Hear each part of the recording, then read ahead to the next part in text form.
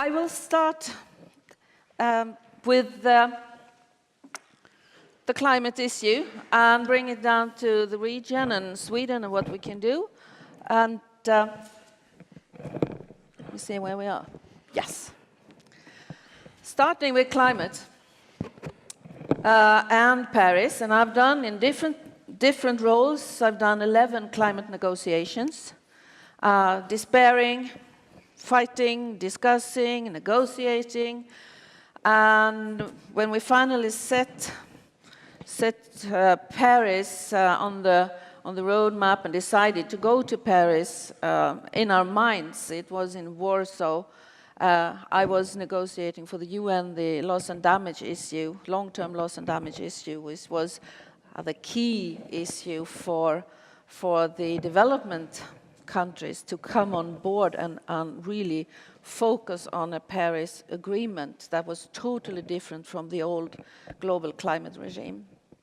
Now, where are we today with Paris? The current policies are aiming at more than 3 degrees.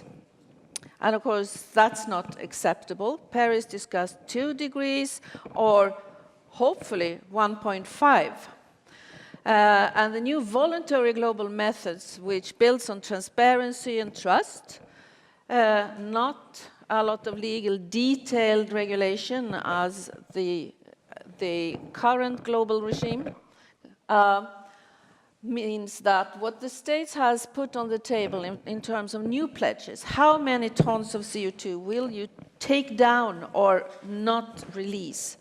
Points at 2.3 degrees, 2.5 degrees, the yellow lines, and you see where we have to go with the blue lines. So is this possible? And of course it is. And I think Matthias has pointed at some turning points. Sweden started 2 supportive measures in the climate area, one on short-term climate pollutants and one that is called New Climate Economy. And you could look them up at the internet, CCAC, Climate and Clean Air Coalition, for those who are doing town planning and want ideas and methods. And New Climate Economy for those who want to check the economic background to why it is possible and why you can turn this into a profit. So 6 of the leading think tanks in environment and economy has put out a number of reports by now, the New Climate Economy reports. And they are looking at different areas where we can lower emissions and proposing methods to do that. And cities is, of course, very important, as we know that the absolute majority of people who live in cities, the mega cities are growing, and the cities in Sweden we also have an urbanization in this country. Cities measures, land use, and that is forestry, so I will come back to that, but also, of course, how we grow farms, how we take care of land, and how we avoid erosion. Energy, obvious. Short-lived climate forces, that is soot and methane and things like that. I can tell you, just by changing some simple methods that is used now in agriculture, we can bring down the emissions a lot and the effects of the emissions. I was up in the very, very north of Norway, very close to Arctic and Svalbard. And if you put a shovel in the snow, you could see a black line like this. And when you ask, what is this? Well, it's when the Russians burned their wheat remains after the harvest. Halmbränning. And you can see the same in Himalayas, where after the rice harvest, and that is soot going up into the air, staying a couple of weeks or months, and then falling down on the snow, fast melting. So there's a lot of simple, easy, low-hanging fruits. Manufacturing services, and that is the potential, and that is where we need to go. If you want to look into more specific in these measures, you can look into the New Climate Economy webpage. Here, on city planning. A comparison, a shrinking and condensation of the map of Atlanta and of Barcelona. And I realize that you will have speeches from Barcelona later on today, which is very good. Same amount of people, same kind of economy, and the town planning of Atlanta and the town planning of Barcelona. And everyone who has, how many of you has been to Barcelona? Yeah, it's a nice city. It's a nice city. And this shows how you can do urban planning in a way that is smarter, better for the people, and also greener, better for the climate. Skåne and Kristianstad is, I always bring up the examples of you, and I hope you keep on running the Påga trains to all parts of the region. And the way you do the planning, saying that, okay, new houses, walking distance to a station, train station, or maybe the distance you cover with easy with the bike. Stockholm is a little bit opposite. You build first and then ask how will people get to work. Gives you problem and extra cost.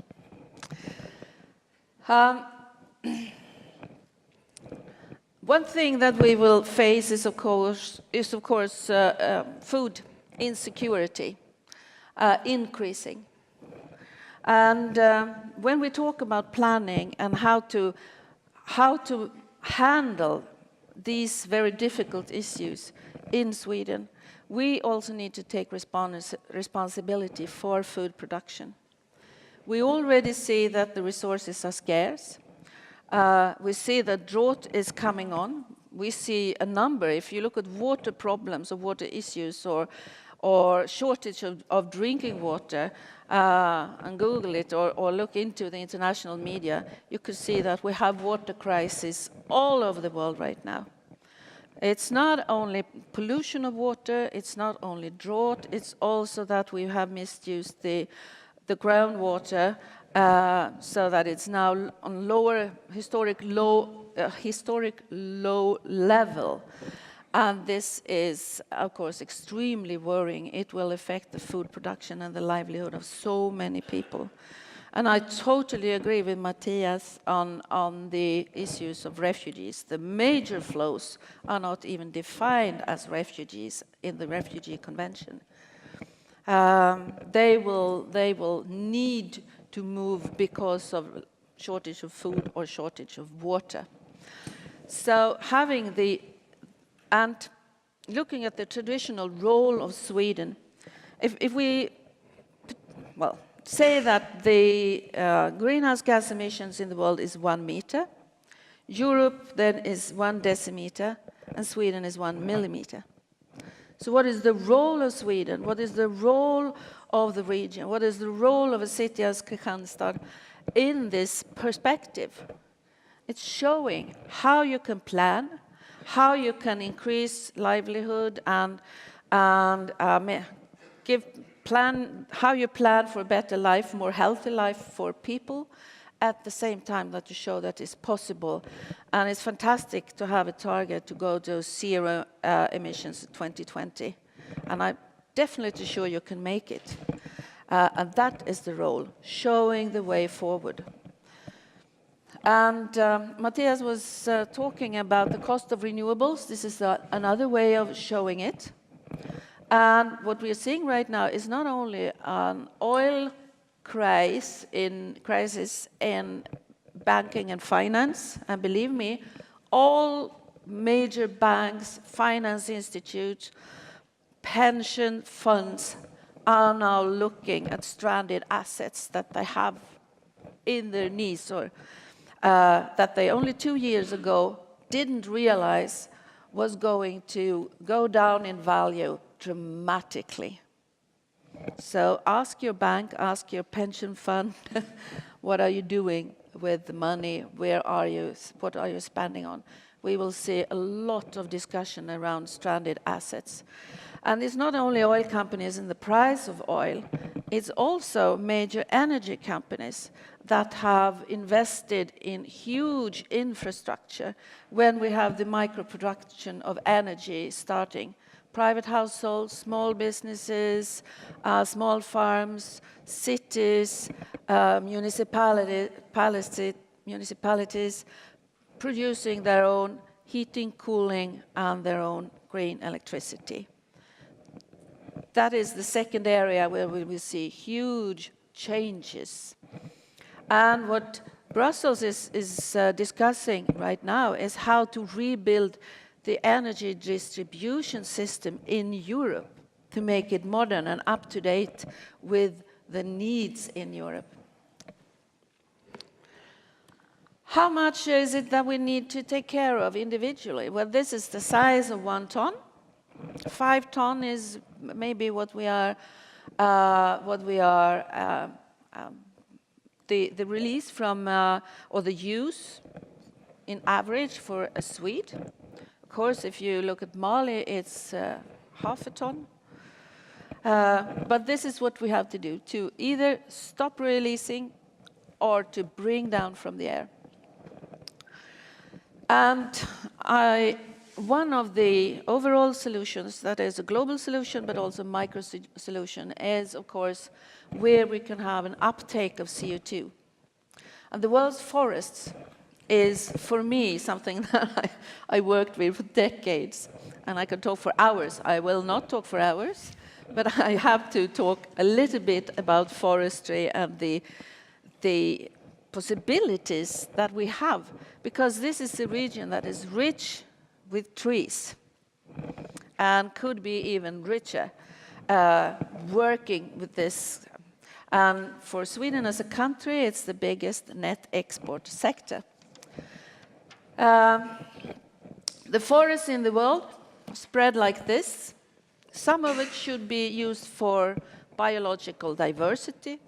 Rainforests should be spared and kept and saved, of course, and areas like that. But there is production forests that is so badly misused.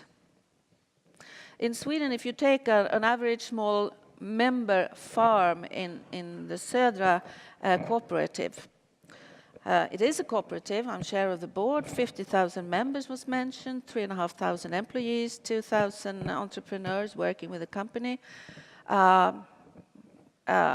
We had a net profit last year of 2 billion Swedish crowns. Half of it, 50%, is going back to the members now in April.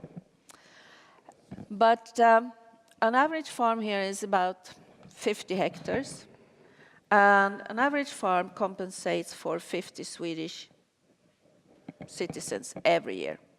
50 hectares compensates for 40 persons every year, again and again and again and again. And that is, of course, a valuable asset, and that is something that we need to discuss. The problem is, Sweden used to be a deforested country 120 years ago, almost totally, and this region was almost out of trees. Southern 1/3 of Sweden, it was brought down for steel production, glass production, heating, and things like this. And now it's grown for 100 years since we had a legislation on replanting. It has grown with more than 1% every year, which means that this country is now one of the superpowers in the world when it comes to forestry. I traveled last autumn to Brazil, Argentina, and Paraguay, and I was devastated. The trees had been cut down, and nothing was there to replace it. It was erosion. And maybe it was natural grown grass, so bad in quality that it could only sustain 1 cow per hectare, and believe me, it was a sad sight. These cows should not be allowed in Sweden, or the management. It was terrible to see. And all the areas globally where trees have been cut down and the soil has been left and we have instead erosion. This mismanagement is adding to the climate problem where it could be a solution instead. Let me see. And this is, of course, why the sea, we have the uptake in the sea, we have the uptake in vegetation and in the atmosphere. And what we know now is the problem is not only the uptake in the atmosphere, it's also the uptake in the sea with the acidifications of the big oceans. And so what we need to do, not only stop emitting, we also need to have methods for taking down tons right out of the air. And forestry is the solution. Those who own forests in these regions and in this country, they plan. They have private green plans for the forestry, where they look into the farm and see what it is, what it can keep. And a normal farm could look like this.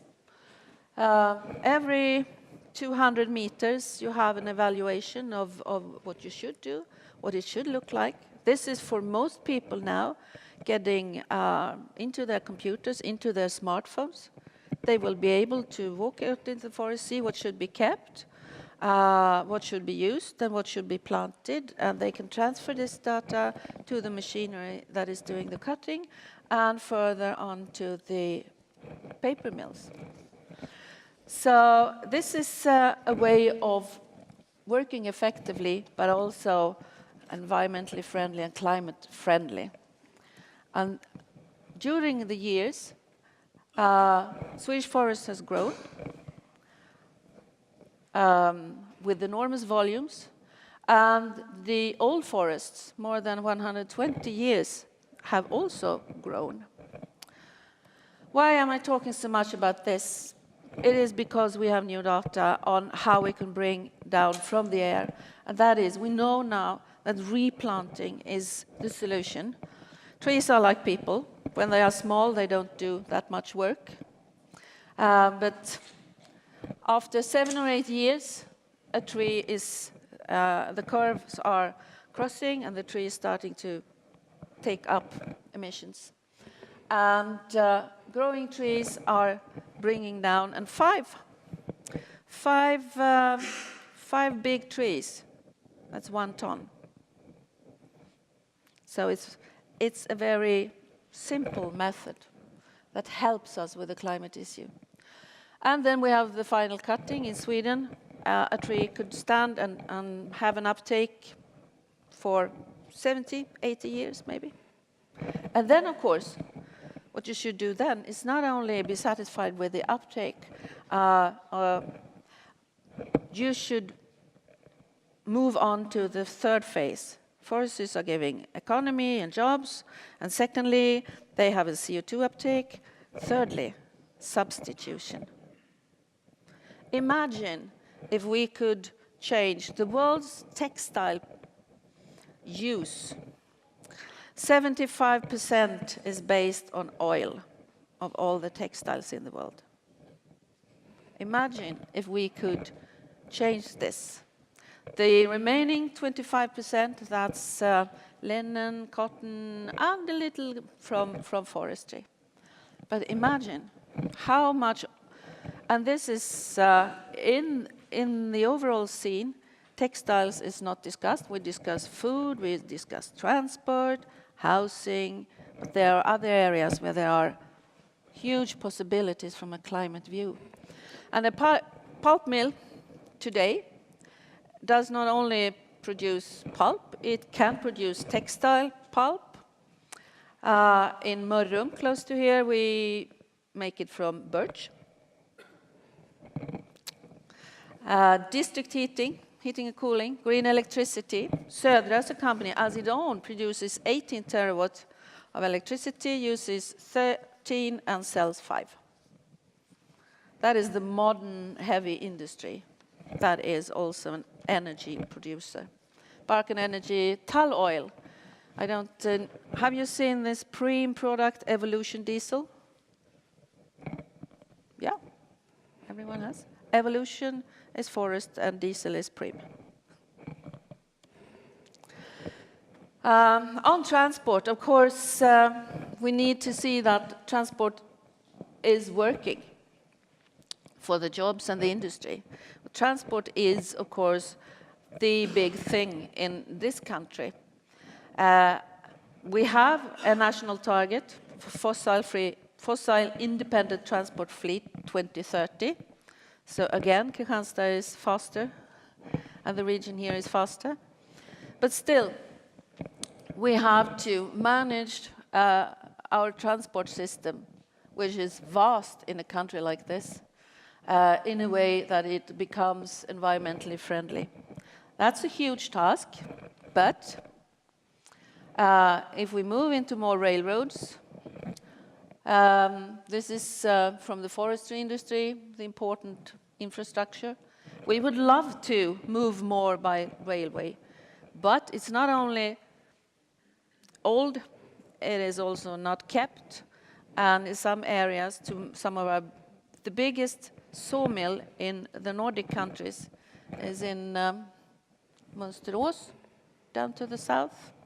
And we would love to take more by railway to this sawmill, but there are two kilometers that is not kept and that cannot take the heavy weight of the transport. So there are a lot of bottlenecks here, but that could help in the transport system a lot. Of course, the fuels in the transport sector, also here we could produce the fuels ourselves. Green electricity, biogas, ethanol. We have the world's cleanest ethanol produced in Sweden, and it's now hardly being used. They are selling almost everything to Germany. And as we have a state secretary, Yvonne, I would like you to look into this. I think it's a shame, personally. We could be self-sufficient in many areas already, but we aren't, and this is a huge problem. Now, in the political sphere, of course, this is discussed. Sweden reached all the climate targets that we had set in place for 2020. They were accomplished already last year, which I think is a cause for celebration. But the political parties in the parliament are aiming for more. So instead of being carbon neutral 2050, there will probably be a new target 2045. And there will be plans on how to reach this that would probably be put into a legal act in some form. We don't know yet because they are still negotiating, and I guess you will be speaking more about this later on. So when you do planning for economy, for a better life, better health for people, be sure that the regulation will not become weaker, it will become stronger, and that is the basis for planning. But I don't think we should see this task as something that is burdensome, because in many ways it gives us the tools to provide a better quality of life for people. And just one fact that I want you to bring with you as you are all dealing with city planning, transport issues and so on. We have a zero vision for traffic incidents in Sweden. And that is because there are 300 people per year that are prematurely killed in traffic, 300. But those who die prematurely because of bad air quality is 20 times more, 6,000. And for this, we haven't started the planning. And when we move into a better climate-friendly society, we will also solve some of the health issues that we see. And it breaks my heart when I see in other parts of this country You could see old diesel buses being paid for by the taxpayers, being contracted by the regions that could stand right outside the hospital and the heart clinic, just pumping out particles in the air. So the contracting that the region has done in these cities is not only for transport, it is for new patients to the hospital. And this is, I think, something that we should keep in mind when we work with these issues and do the planning. Step by step, we are getting a better environment, better economy, but also a better health and better quality of life for our citizens. That is our responsibility. Thank you.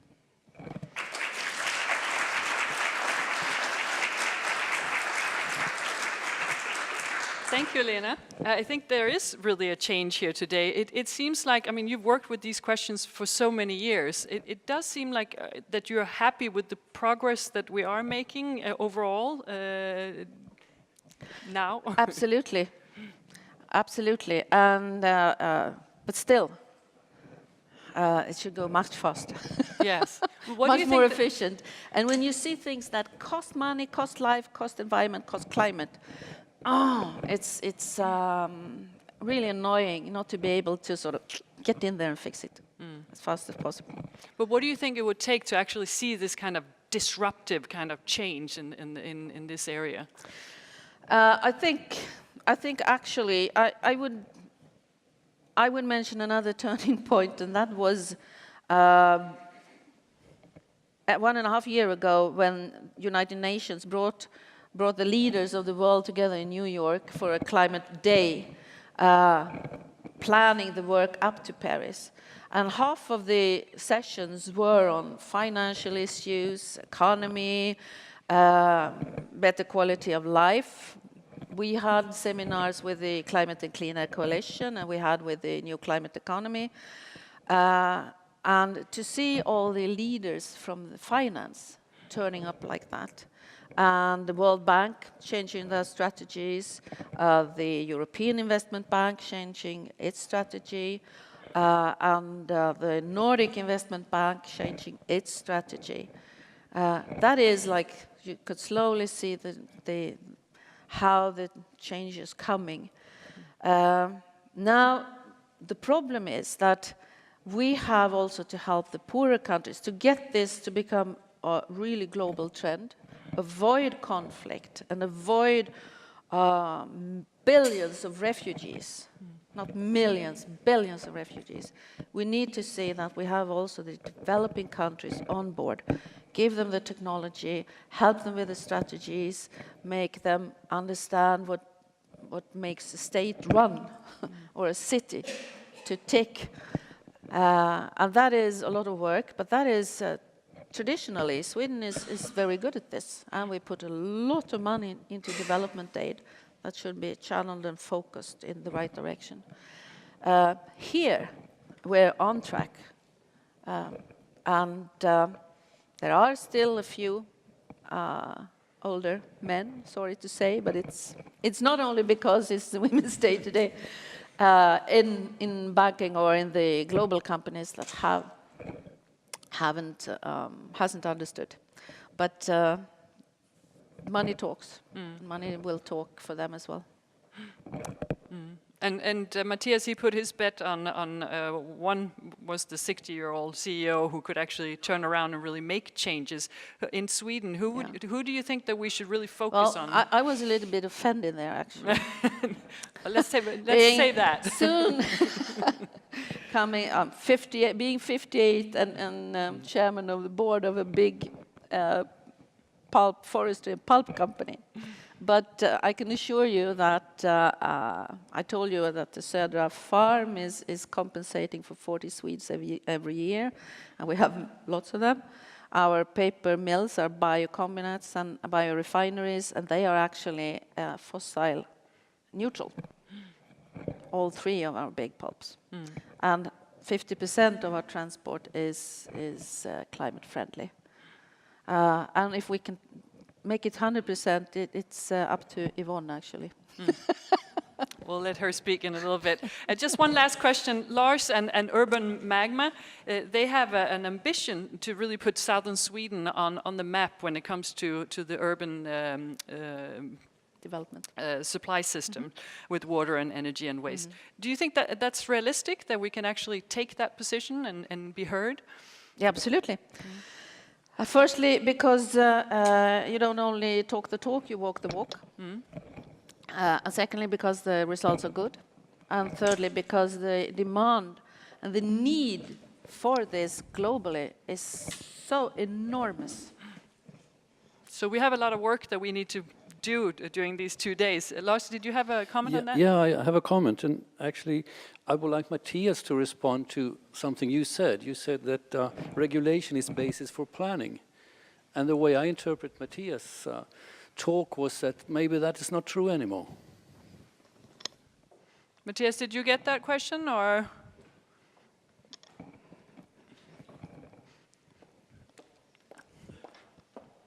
Lena, do you want to repeat what it was that you said, that Matthias is...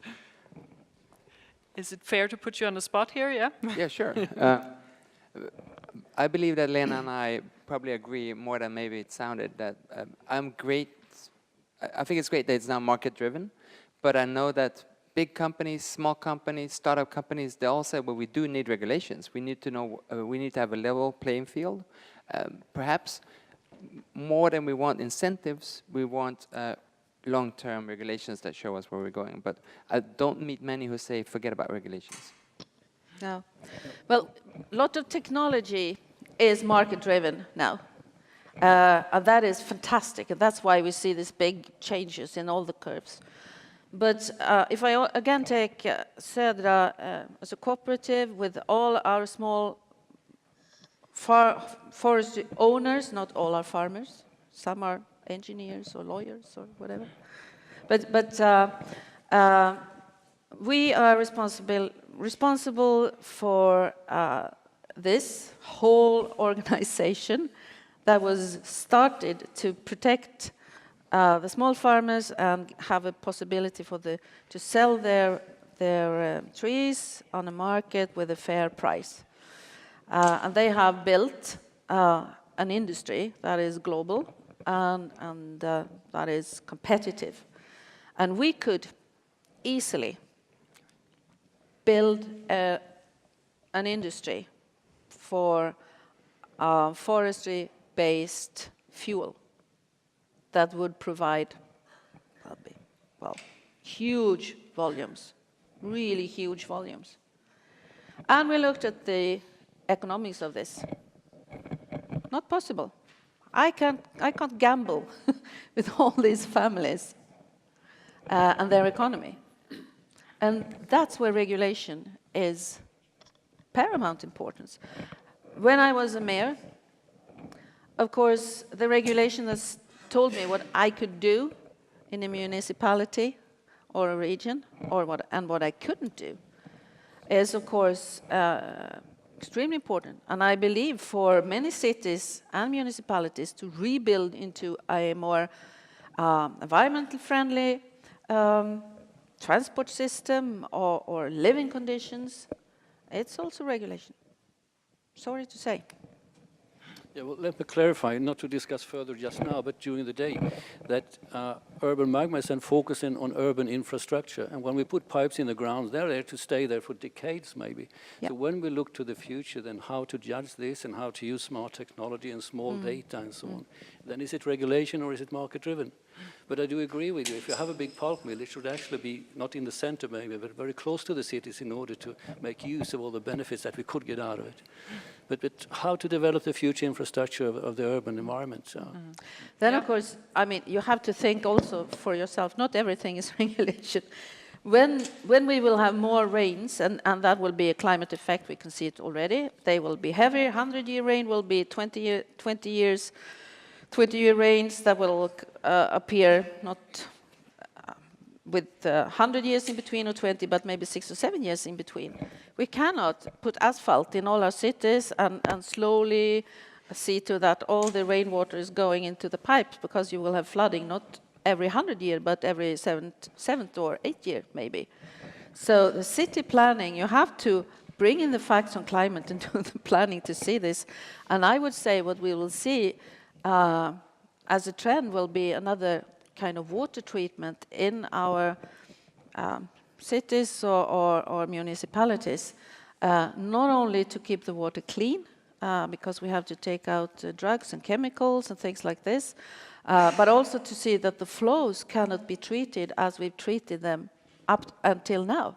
We have to rebuild the water pipes, the draining system in the cities, and take care of a lot of the rainwater, the grey water, in another way, because otherwise we will have flooding.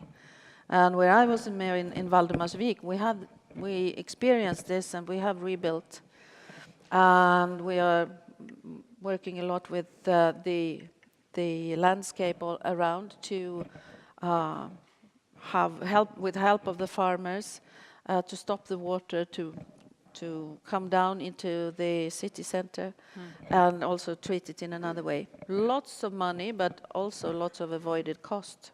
So there's a lot that we have to rethink when it comes to cities and regions and planning. And still, we are good at this. I mean, look at Bangladesh, Indonesia, Pakistan, the African countries. It's...